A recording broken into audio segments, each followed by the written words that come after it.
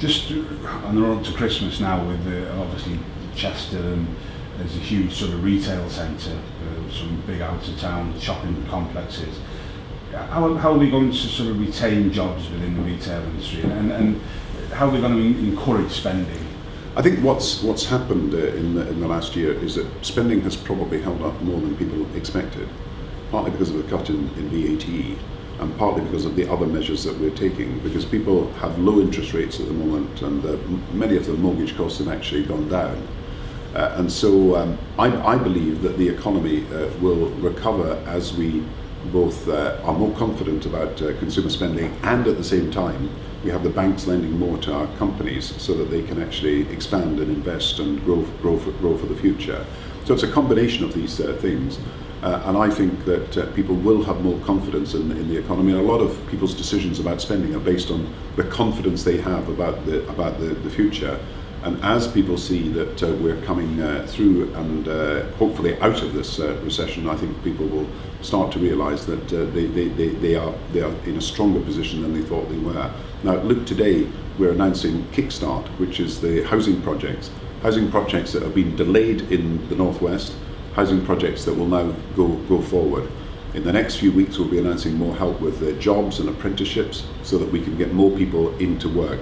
And I think it's these measures, helping the house building industry, helping people with the mortgages, helping them get the skills for work, helping sectors like the car industry, as we've done, helping, I think I'm right in saying 20,000 businesses in the Northwest are getting some cash flow support from the government.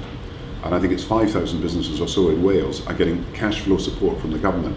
So for all the different measures that have been brought forward, there are about 25,000 companies in the Northwest and Wales who are getting direct support from the government. And it's probably in the order of 500 or 600 million pounds that is going into companies as a result of us deferring their liabilities or payments to the government and giving them that cash flow instead. Right. Just obviously... Can I just say about the Kickstart scheme, because it is about housing, and it's about new house building projects that have been held up in the past that we are kick-starting forward by providing government money to do so. And a number of these projects are in the Northwest, and this is another boost that we're trying to make for the house building and the construction industry.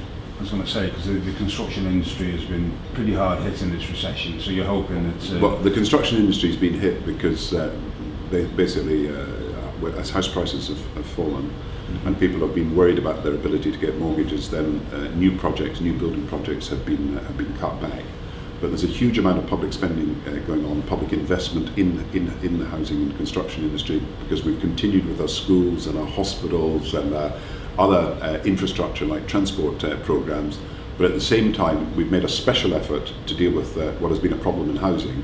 And so by public sector projects kick-starting private and public sector developments, as we're doing with Kickstart today, we're trying to make sure that these housing projects can move forward far more quickly and can start now. And that's been announced today? That's announced today. Good. Obviously, in recent days, we've seen all the sort of fury over the BNP.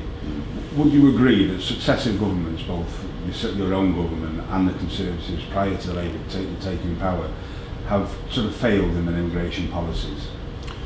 I think the BNP is a deeply sectarian, a racist and very divisive party.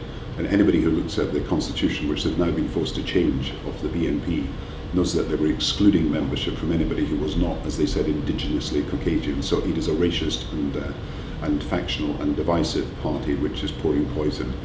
As far as immigration policy is concerned, our points system has been a new approach to immigration, and I think people should understand that we have taken a very tough view about people coming into the country under the points system. So if you have a skill and you can bring it to the country, and we need that skill, we will allow you to come in subject to certain conditions.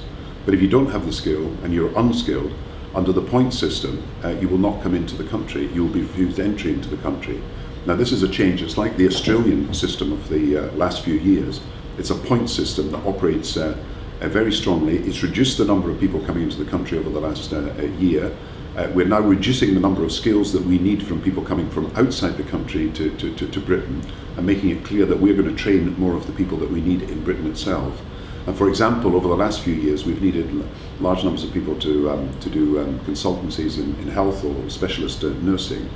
And we're able to say that in some of these skills, we've now trained people up in Britain to be able to do so. So I think the important thing to recognise is that we are training people in Britain to do jobs that are available.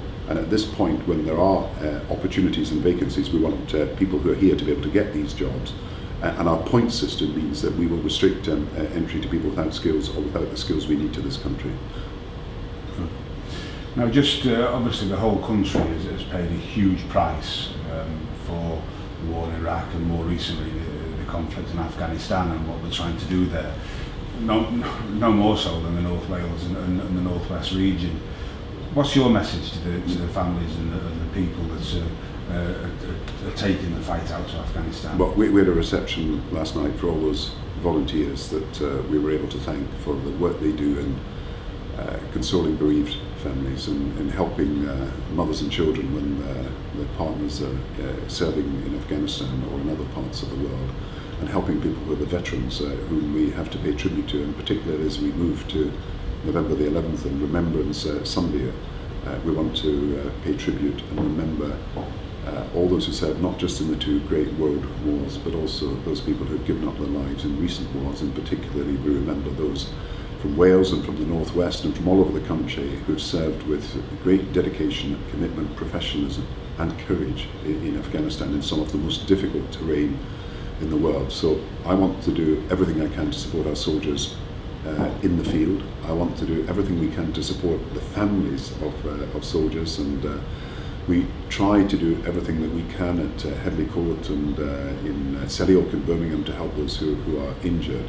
And we've just introduced over the last year new measures that will help those people who have left the forces and are looking for work or looking for qualifications for the future, because we have an obligation that extends beyond the service that people are given to the country to the time afterwards, where we want people to be able to get the jobs and get the skills for jobs and get the opportunities that people in other parts of civilian life have had while they've been serving in the armed forces. So our policy to help armed forces and their families is one that is right across the board, because we recognise that we are relying on them to defend and improve and enhance the security of our country. And finally, Prime Minister, can I just say is that your next Labour Party conference is going to be in the Echo Arena in Liverpool. Will you still be Prime Minister? Will we still have a Labour government? I think Liverpool is a great city. Liverpool's regeneration has happened under and with a Labour government, and anybody who goes to Liverpool now sees how much it's been transformed since 10 years ago, and it would be great to be there, as we will be there as a Labour Party conference, with the Labour government still able to invest in the future of Liverpool, the North West and Wales. Prime Minister, thank you very much for your time. Thank you, sir. Well done.